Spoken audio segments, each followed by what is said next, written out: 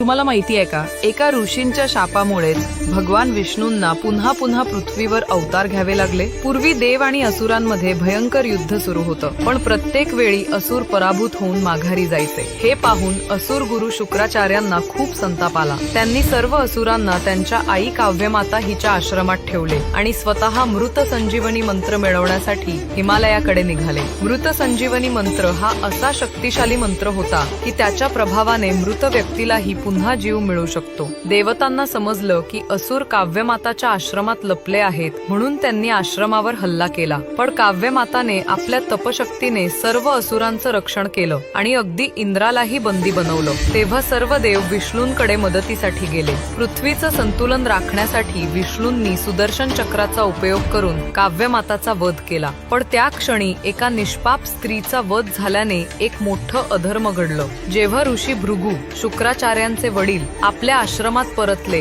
आणि काव्यमातेला मृत अवस्थेत पाहिलं, तेव्हा संतप्त होऊन त्यांनी विष्णूंना श्राप दिला, हे विष्णू, तू एका निष्पाप स्त्रीचा वध केलास, त्यामुळे तुला तुझ्या पापांचे फळ भोगावे लागेल। तुला वारंवार पृथ्वीवर जन्म घ्यावा लागेल। मानव म्हणून दुःख, विरह आणि संघर्ष अनुभवावे लागतील। याच कारणामुळे भगवान विष्णूंनी राम, कृष्ण, परशुराम, नरसिंह असे अनेक अवतार घेतले। प्रत्येक अवतारात त्यांनी दुःख भोगले, पण त्या वेदनेतून धर्माची पुनर्स्थापना केली।